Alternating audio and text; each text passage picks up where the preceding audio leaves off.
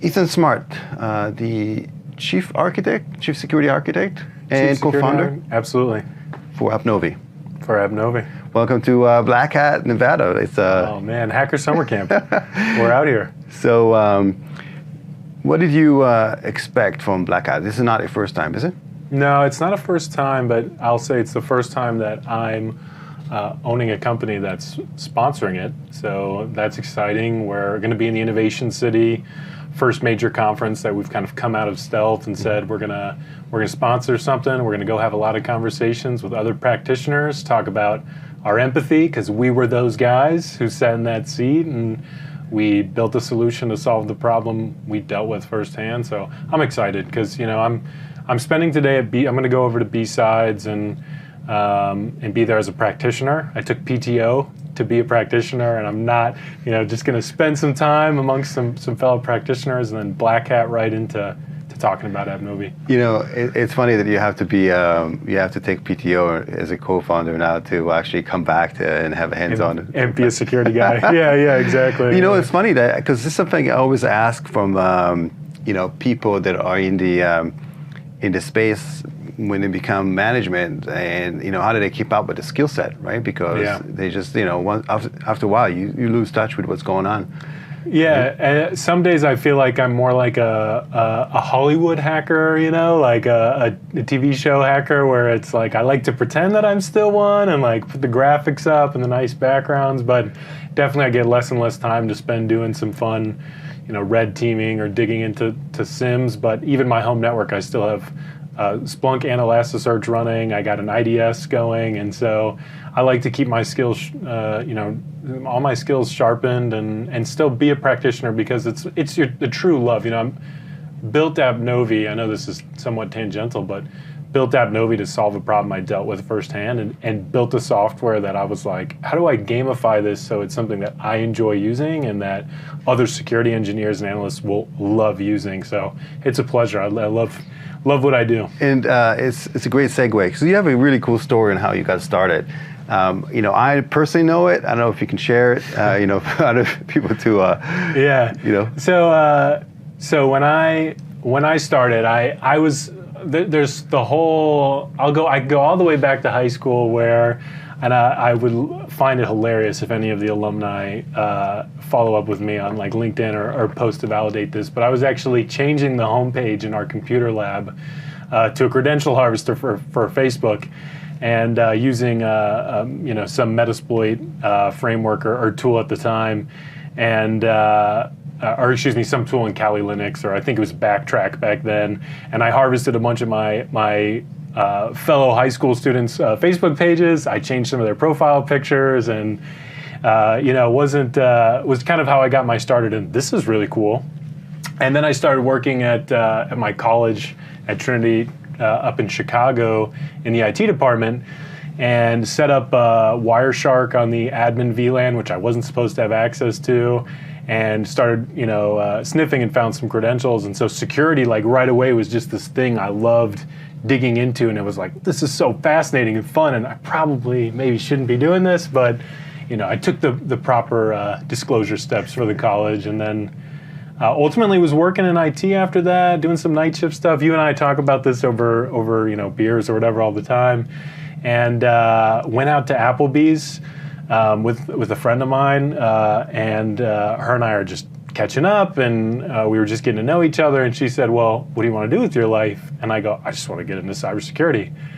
And she goes, well, you're just saying that. And I go, what do you mean I'm just saying that?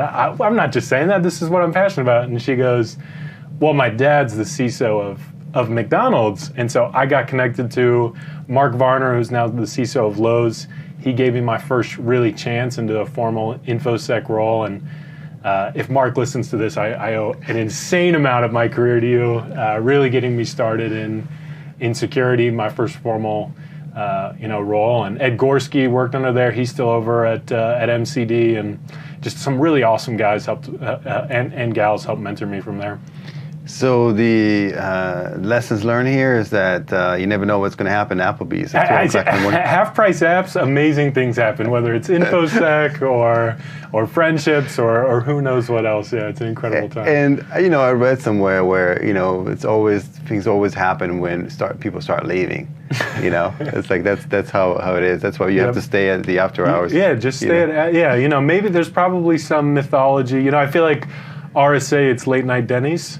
And maybe Black Hat, we gotta make some, mysticism around Applebee's at Black Hat, maybe. So you became a practitioner in cybersecurity. Talk to me about kind of the early days and how you came across a problem that at the time nobody solved. Yeah. So what I think is somewhat funny is we, as a security space, particularly in the vendors, we went and solved all the problems that were after the core foundation, really with some assumptions that some of the core foundation was done. And then, so there's one problem I'll kind of talk about there, and then another which is a little bit more advanced. But the first start I got into the problem that I wanted appNovi to solve goes all the way back to me logging into a SIM back in my McDonald's days and looking at all these rows and rows of IDS alerts. And I was looking at them and I'm like, well, I got to dig through millions of rows of alerts for me to try to comprehend what's talking to what and what do I really care about. And so that was the first step, was a visualization problem. And then the second part of that is when I was looking through rows and rows, what I was stuck with was IP addresses. And IP addresses don't really tell you a lot of information. And even if you look at how many other tools did I have to log into to figure out what is this box? Sometimes it was a DNS query, right? Sometimes it was looking in ServiceNow or a management tool. Sometimes it was looking in our endpoint security tool. And it was a fairly large network, right? Yeah, definitely. And so all those pivot points in investigation just to answer basic contextual questions like, what is this box? Who owns it? Is it part of a crown jewel application? If I take this offline in an investigation, am I going to cause revenue impact? Or is this the cafeteria server menu and it's safe for me to take offline? And so the two problems that we solve at appNovi that I built around even those early day problems was visualization around security data and asset attribution. Because those are two really core problems that plague security. And what appNovi does is, not to transition right into kind of appNovi, but what it really does is aim to solve by plugging into all your existing tools, not an agent, not a scanner, very flexible, right? Take all that data and visualize it out. So we say a picture's worth 1,000 rows. It's really more like a picture's worth 1,000,000 rows at this point we've seen. And then solving asset attribution. You know right away when you're looking at an alert on a box, who owns it, who's logging into it, what does the business silos say, what does the application silos say of is this part of a crown jewel app or not? Putting that right at the analyst's fingertips. And, the majority of the people, I would say, 98 out of 100 would just, deal with the problem and say, okay, well, there's nothing else we can do. Let's just, figure it out, and maybe move to another company because we don't want to do this anymore. What made you, in particular, just decide to create your own business and jump into the deep end? Yeah. So I met my co-founder, Joe Schreiber, who's one of the first people that we looked at the world the same way. And not to get too kumbaya, right? But it's very rare. No, go ahead. This is the place for it. He's the man. No, let's hold hands. Yeah. Let's just hold hands. Let's light a campfire and get in trouble in the podcast studio for lighting a fire. So I met Joe, and we met at our first gig, which was Tufin, right, an Israeli network security policy management company. And he and I think, bonded over the future is software-defined networking, and everyone thought we were crazy. And afterwards in this meeting, he and I were debating everyone on this stuff. And some people thought it was way, way down the road, and we were like, no, it's coming. And afterwards I go, hey man, you and I just disagreed with the whole room. Very rare I find someone to do that with me. And then we started talking, and we were like, wow, we're both ex-SOC analysts. We're both developers of micro tools in an organization. We went to another startup together where solving some interesting challenges, but I think all along when we were talking, there was still that passion for solving that specific problem around asset attribution and visualization for the SOC that we shared a deep passion for. And so I don't think I would have done it alone. I think I would have kept going to other companies, but when you meet someone else that validates that problem space for you, and you're both passionate about wanting to go solve it, that really is kind of the ignition it took for us to say, yeah, let's go for it. Let's go start appNovi. So you were hands-on, knee-deep into developing the product, right? At what point in time you decided, okay, we're ready to launch? And to say you're supposed to be ashamed of the first MVP. Yeah, if you're not embarrassed of your first release, it's classic, right? If you're not embarrassed of your first release, then you release too late. And so, a lot of stories we could talk about of,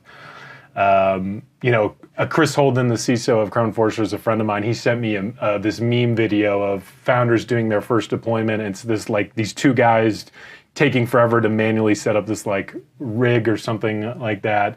And it's true, our first deployment was us totally troubleshooting each install. Thankfully, it was a design partner that we were very comfortable with, and they knew what to expect. And even then, actually, I would say it went better than we thought. He said, wow, this was the easiest install of all my vendors. And we were like, okay, we'll totally take that, because to us, it felt very manual. But when we started, we picked probably 4 or 5 different design partners that we were very comfortable with, that we called up and said, hey, we remember working with you in our past. We think you have this problem. Could we come solve it for you? And they said yes. And so we were very lucky that we had some people in organizations that were passionate about solving the problem we knew they had, validated for us that the broader market still has this problem, and we're able to refine kind of those early product iterations for us. That was really key. And how do you deal with the complexity of the common enterprise with all these disjointed systems out there? When you first deployed, what was kind of the secret sauce between getting appNovi up and running and connecting to all those disjointed systems? Great question. So this maps to where we took that both a technical challenge as well as a political challenge, and Joe and I took it as a challenge, I guess, directly for us to build a solution around. And so we knew that there was this problem of data being, much like my hometown in Normal, Illinois, there's a bunch of silos. It's not farm silos, it's data silos. And different people own those silos, and they're very, very cautious about who they want to give access to on that data. But it's critical for both security functions as well as business functions, enabling digital transformation, cloud migration, all those things. And also all those different things speak a different language, but underneath you probably can get to probably a CSV or XML or JSON.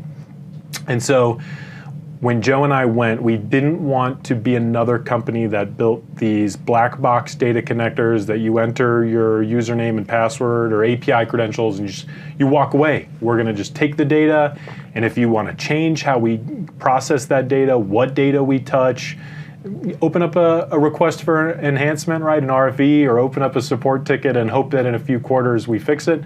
We said no to that, right? So we built a way where all of our integrations are open to our users. There's an in-product IDE where advanced users can look at the data we are grabbing, how we're transforming it, and they themselves can write their own connectors to new data sources or make edits to the connectors that we have so that we can take data from anywhere. It was really something we were passionate about that we wanted to infuse in the product early on even. And it's so interesting because you'd think that companies will have reporting in place. They have NetFlow data, they have different the firewall. Everything basically spits out this data, right? So if you did not have appNovi, what would would the day-to-day look like? How do you correlate between all this among all those systems? So this is not news to any practitioner. It's not news to you. It's not news to me. There's never expanding attack surface. And really what that means is you have on-prem, you have cloud, you have virtualization, you have physical, you have IoT. And then you have all those security controls. If anyone goes to Black Hat and looks at the expo hall, right, a lot of vendors, and those vendors are deployed in all these companies. So, and they're all, like you said, spitting out tons and tons of data. And so what Joe and I were given with back when we were practitioners, and what most teams are stuck with today, is to take all that data and put it into some data lake like a SIEM, maybe a Splunk, Elasticsearch, and you have some really great advances in data lake with Snowflake. I think they're doing really interesting things. I tell people all the time, go talk to Omer over at Snowflake. But even then, it's great you can centralize that telemetry and data in a lake, but then what do you do with it, right? How do you correlate it in a meaningful way? And what we build in appNovi is what we call cross-domain intelligence. So without it, you're digging through mostly event data, like mostly telemetry data, like flow and maybe some metadata from the tools, but no clear way to really correlate other than just event and event. So you could do things like impossible travel. You can do things like, I see an IDS alert here, and I see another telemetry from my EDR agent, and oh man, 2 alerts, let's merge it into another mega alert. But there's all this correlation you can't do with that data. You can't take vulnerability metadata as well as an endpoint agent data and say, here's what my Rapid7 scanner sees or Tenable sees versus what Sentinel-1 sees very easily in a SIEM.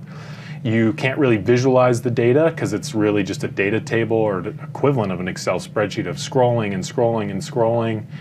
And so what practitioners are stuck with is tons and tons of data, not an efficient way to visualize it and dig through it, not necessarily an easy way to report on it or alert on it, and not really an easy way to do some basic this tool versus this tool or share intelligence with 2 different things.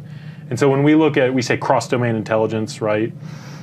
What we mean is it's great you have a vulnerability scanner. Mm-hmm. It can tell you exactly what has a critical vulnerability. It's great you have NetFlow. You can understand what is internet exposed or firewall logs. You can see what's internet exposed. It's great you have an endpoint agent and you know what assets have that endpoint agent. But what we do in cross-domain intelligence is we can say, not only here's what has a critical vulnerability, but here's what has a critical vulnerability and is internet exposed and has exploits available and is missing your EDR agent of choice, right? And we look at, throw in the business silo and say, also that's part of a crown jewel application. You should go prioritize that thing.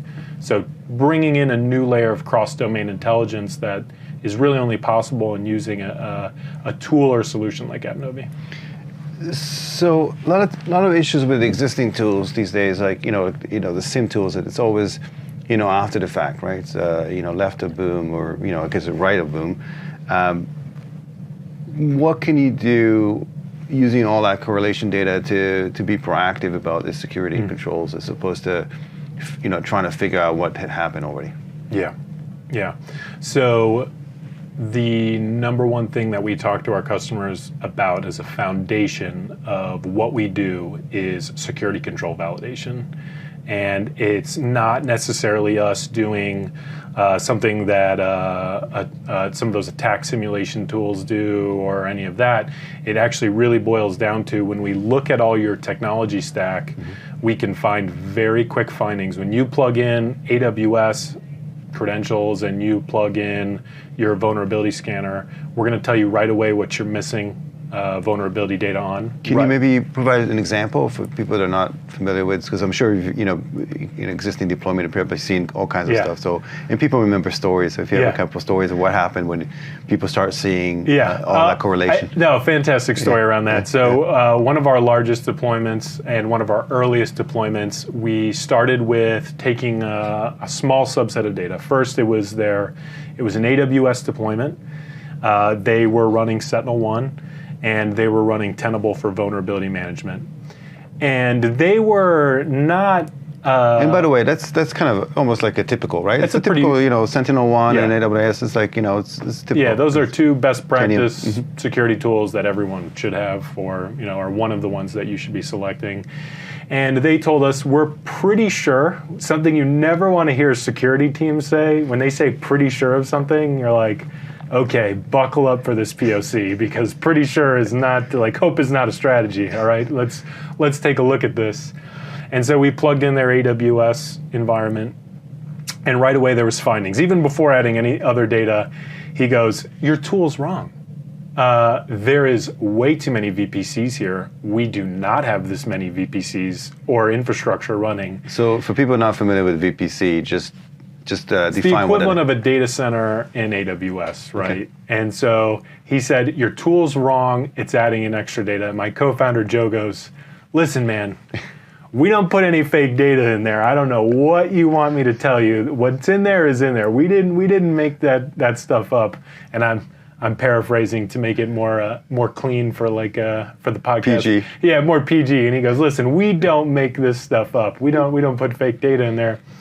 And as he started looking, we were able to take in other telemetry sources to not just say that infrastructure is there, but I can tell you who in your organization is logging into that infrastructure, spinning up that infrastructure, spinning down that infrastructure.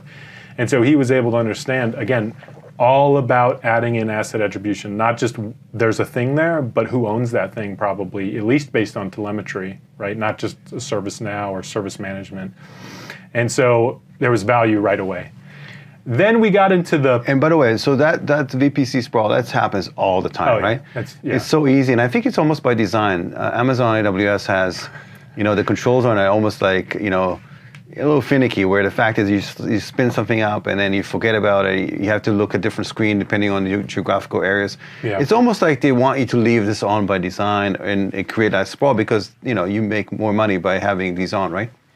It could be. Conspiracy theory. Yeah. It's a good conspiracy theory. A lot of respect for Bezos and team over there at Amazon, right? I can't speak to their billing practices. There's some best practice stuff. And the reason you care is because if you leave these on, you are most likely you forgot all about the controls or whatever they have in place, and it's very common to leave one of these on, and then it's data leakage and so on. So absolutely, and it's more than just about a billing problem. It's about an attack surface problem, because the attack surface is the broadest it's ever been, right? Because you have so much of this easy to turn on environment.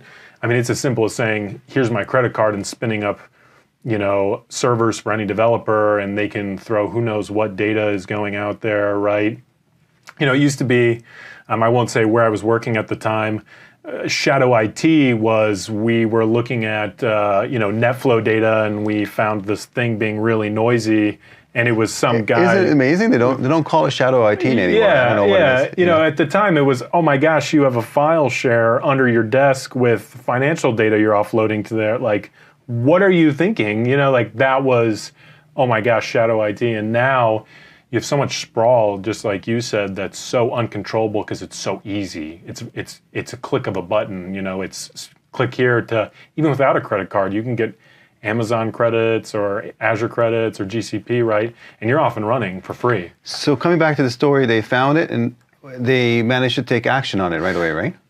Definitely, right, yeah. So there's giving the visibility, there's giving not only visibility, but I say visibility is such a overused word at this point in the marketplace. Visibility is like a commoditized space. And so you have to go way beyond just saying, here's a thing. And that's why asset attribution is so important to us. It's more than just here's a thing. It's here's who owns it. Here's what you should go do about it, right? Taking that actionable step, making findings actionable.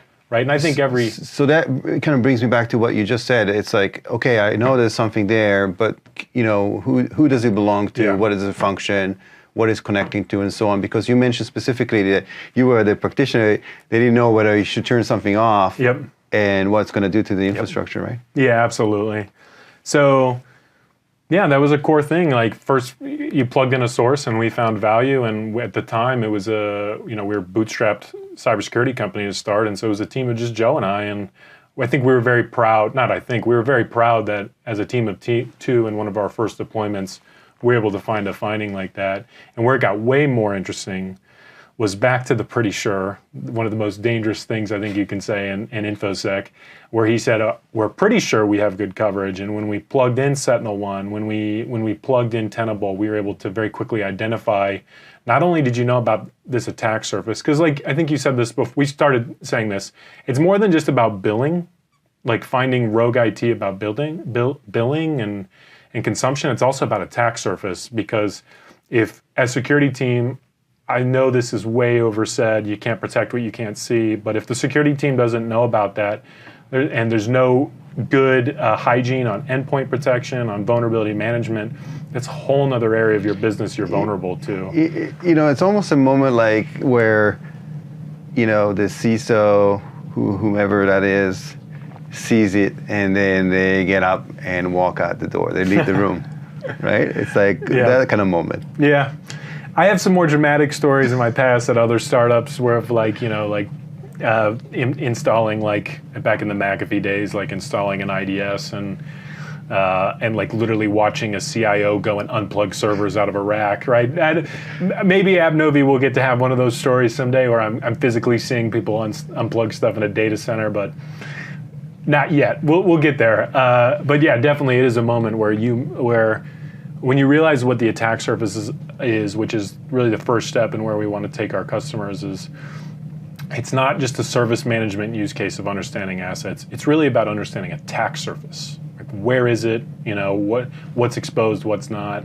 And again, when we plugged in those other sources of data, that's where you get cross-domain intelligence, not just AWS and who's spinning stuff up, who owns it, but when you overlay Tenable data, all of a sudden you see how those things are vulnerable, what's unscanned, that you don't even know what is vulnerable, how vulnerable it is. Now you really get a picture of attack surface, because not only is that stuff being spun up without you know about it, internet exposed, but it's also crazy vulnerable. And then when you grabbed in Sentinel-1 data, you could see some of that stuff either had an agent and was infected and was going untouched because practitioners didn't know who owned it. They were too afraid to take action on it. I mean, that's crazy when you're looking at organizations that have all these advanced tools and are too afraid to act on security data because lack of context. That's what gets Joe and I up in the morning. That's what gets us juiced up to stay up until whatever AM in the morning and wake up and go help teams, because that context is huge. It's critical. And since inception, you start adding additional functionality. So first of all, you have tons of integrations today, right? But you also added the ability to almost like be preemptive and create these almost like if this then that, like just to showcase like, okay, to monitor certain areas of the infrastructure for certain. So I think for Log4j specifically, for example, talk to me about that. So Log4Shell came out, I want to say almost a year after SolarWinds. I could be wrong, but I think SolarWinds was the first supply chain risk and all, and we really need to understand our attack surface, right? Now, the thing about SolarWinds was that it was pretty contained because it was a commercial product. And so you knew, yes, we own SolarWinds as an internal application. Maybe we don't know what it's plugging into. Maybe we don't know what the sprawl was. Maybe the blast radius was post right of boom. Where Log4Shell was unique was people had no clue where it was in their infrastructure, because it's Log4j, because it's a library and developers could add it to an application whenever they wanted. It was core part of Apache, right? So people generally didn't understand where it was in their infrastructure. So this is a true story, we had a number of customers and existing deployments say, hey, don't worry, we reached out proactively and said, hey, we help identify everywhere it is. They said, we already know we don't have Log4j, it's all good, we're laughing at the rest of the teams dealing with it. And we said, well, let's just take a look. So we logged in, we gave these out-of-the-box dashboards and what we call composition rules, a key part of, like you said, where we advanced. It's more about data, more than just data visualization. It's about querying that in a repeatable, user-friendly way, make that data accessible. So we came in and said, just plug in these rules, just plug in these dashboards, and we'll really know. Right, it's no more unknowns for us is a really key thing we talk about. And so when we did that, we had 3 different customers and 1 design partner where once we plugged that in, they said, oh my gosh, we need to go. We need to go right now. Like we had no idea we had this. Not only do we have it, but it's internet exposed. And so we helped prioritize not just where it was, but also helped prioritize who owns those machines in your organization, because we're taking in user telemetry. Here's where those things were internet exposed because we were taking in firewall logs. And so we enabled our customers in an unparalleled way that very few other companies had to not only understand where it was, but that asset attribution of who owned that infrastructure, whether or not it was publicly exposed or not. Those are questions practitioners at other companies had to log into SIMs and look at networking data and send forms out and manually ask app owners, are you running log4j? I mean, there's people still dealing with that we responded to in minutes. Yeah. Minutes. And a lot of it, I think, was like a little bit of almost like a gut feel. Like it was like, okay, let me see, I think I know where it is and so on. And I think prioritization is a really key aspect of it, especially when you lack resources, you have all these things you have to deal with. So where do I know what to do first? It's all about minimizing risk and do it as quickly as possible at the limited budget, really. Yeah, we took this from one of our customers where one of the VPs of InfoSec said, what appNovi really helps me do is shorten the time between knowing something's wrong and knowing what to do about it. And I think that summarizes very well what we've been able to do and provide to security teams is shorten that time. And that's something Joe and I wanted to solve from the beginning, and it's great to be solving it now at scale. So talk to me a bit about how so somebody who's listening to this say, wow, this is great. Like, I have all those projects that I have to work with. Sometimes I have a hard time coming back to, asking for additional budget. Yeah. How do you set your stage for practitioners because they want the tool. Yeah. And, so how do you set the stage for them to ask for, for funding for this particular product, and where do you see the value right away? And can they potentially remove other tools or consolidate or do some other things with existing budget that they have? Yeah, I think most commonly when we've gone and talked with teams, what we have found, particularly we were, I guess, a unicorn in our own way, not the $1 billion valuation, but a unicorn in our own way, that we started with 5 of the largest companies in the US as first customers. And when we went and talked with them, and as we've gone into those deployments, what we have found is that it's not replacing always a direct tool, because no one's built appNovi before. But what people have built is some custom app on top of their Splunk, or some custom tool. And you've seen that quite a bit, right? Oh, it's unreal how much we've seen. Which shows you exactly where the need is. If somebody goes ahead and make the investment of building their own home brew. Yeah, I find it comical thinking that I was unique and that I had essentially built versions of appNovi at my prior companies using Python and other things. I find it so comical that as we've gone to market at scale and talk to practitioners, how many companies are trying to solve this themselves. And it's been a hilarious and fantastic light bulb moment as we've gone out and said, and Joe and I said in the beginning, how has no one solved this yet? We are not these brilliant, like Einstein guys who are rolling out some miracle artificial intelligence. This is a very practical problem but to solve. You know how it is. After the fact, it was like people like, why didn't I do it before? Yeah. It's like, it's like the ShamWow or the thing for the car, to block the sun from the windshield. It's like, how can I not make this up myself? Yeah, I laugh all the time because Joe and I essentially built SOAR platforms before SOAR platforms were commercially available by ourselves. And then after the SOAR platforms went to the market, Joe and I just looked at each other. I remember having this conversation at Tufin where we both were like, wait, why did we not build that then? And so in many ways, when we built appNovi, it was the most common sense thing. And it's been great as we've gone and seen so many people trying to duct tape these half-built solutions together. It is very validating. So you basically just decided not to have that happen to you again. Oh, absolutely. Yeah. No SOAR 2.0 happening to us for sure. We didn't want that happening. So what is it, like a platform as a service, an appliance, Kubernetes? What is it? So we offered in two options. Again, back to our practitionership. Some people don't want data going back home. They want to own it, and so we can deploy as just a Docker package in your own environment, and we don't need your data. So that helps us if we go to agencies in particular.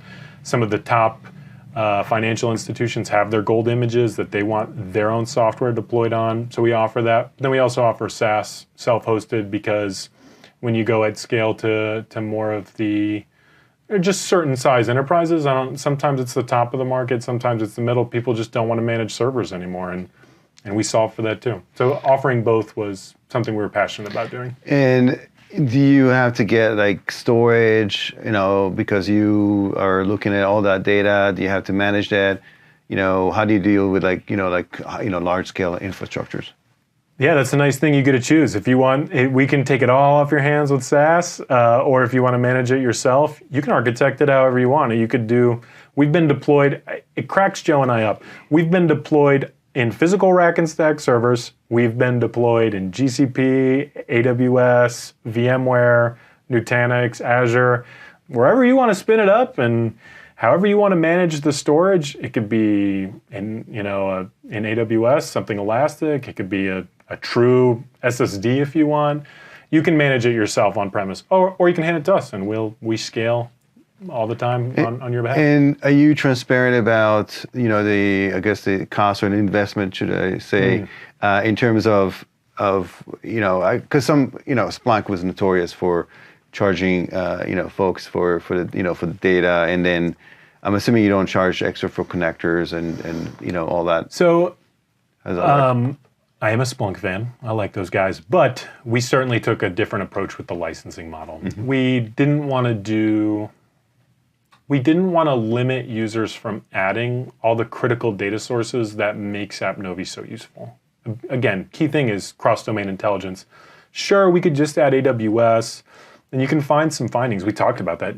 Time to value is certainly instant from that perspective. But what we really are passionate about doing is no one's going to solve AWS problems better than AWS. But AWS cross-domain intelligence with Tenable, with SentinelOne, with all those other vendors out there, ExtraHop, that's the value we want to provide. So we didn't want to do an EPS approach because it limits practitioners from adding data. So the value that we feel we provide, or the unit we feel we provide value around is the workload. So we charge per workload and not per IP. If there's multiple IPs and multiple interfaces going into one workload, it's still one workload. We know how to be smart about that. And so that's how we ultimately have charged our customers. And what does it typically fall under in terms of projects? Because enterprise always have these project, and sometimes it's a multi-year project to solve certain issues. What does it fall under? So is there a magic quadrant right now? So we view ourselves as a cybersecurity mesh solution. We are neighbors to Chasm and a few other things, and so there is some very small overlap. We've actually integrated with some of the Chasm vendors at some of the top of the market because we're very interested about connectivity of data and taking in Splunk's data and combining it with all those things. So, and what's their what's in it for them? for like with all those chasm? Like I mean, some of these companies, actually, those vendors, they want you to create those connectivity, right? Yeah. There's a certain benefits for using appNovi and using the service. What is it? Yeah, we've talked about a maturity. We talk about our maturity model in CyberMesh. It starts with asset management, and that's like the first 10% of what we do. And then it starts with connectivity of data, adding in telemetry, network exposure, a bunch of Splunk or any SIMS data, right? Sumo Logic is a fantastic data source. Bringing in all that telemetry and then bringing in your VMDR or any other vulnerability management solution, identity and application silos. So for us, we want to take customers on this journey of full connectivity and instant context across multiple silos of data. And so there is kind of, we view Chasm really as a cousin, right? We are doing some of the things at the asset level, but we'll take their asset data. That's great. Like happily integrate with them and then marry in all these other silos, putting it into the visual workspace for context and action. So yeah. And what about the day-to-day, administration of the tool? Is it what's the learning curve there? Yeah, we are all about making security data accessible. If you want to use appNovi, it's as simple as logging in, and you can choose. It's kind of like a choose your own adventure. Mm-hmm. Are you a business user who wants a dashboard every time you log in, or are you a security analyst who needs a workspace and you want to do, go look for specific security events, be presented with that right away? Are you a threat hunting analyst that wants? So can you customize depending on who the customer, who consumes that data? Yeah, absolutely. Okay. Yep, and that's core for us, right? Some people are exploratory data analysis type of people, and some people want to be presented right away with, this is the thing you need to alert to. But also from our experience, sometimes our users aren't the ones always logging into appNovi. They have a workflow in ServiceNow or a SOAR or some other tool they're using, and we are all about enriching those things, enriching SOAR platforms with graph context and all the different things. We can provide that as well. So enriching all the other tools, making them more intelligent is absolutely a key function of appNovi. You don't have to be logged in every day to our console to extract value from it. So what's the future holds for appNovi? Oh man, yeah. We want to keep empathizing with practitioners. Again, kumbaya moment. Sure, we could shed some tears or something. We are ex-practitioners who are trying to solve the problems that we had and that practitioners deal with today. And so we're going to keep empathizing and keep listening to the practitioners on solving problems at scale.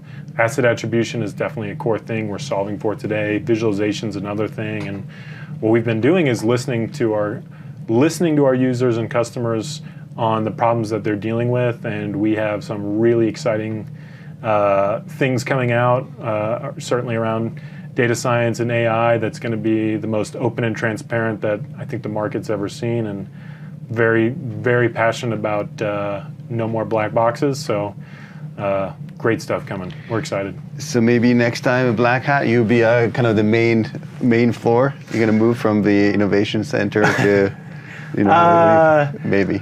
Maybe. I like the innovation city. It's where I used to hang out with as a practitioner because it's some of the new and fun stuff. Maybe we'll have a giant booth with like some hack the planet spinning globe in the sky. Who knows? I'm here for the journey, and we'll see whatever's next.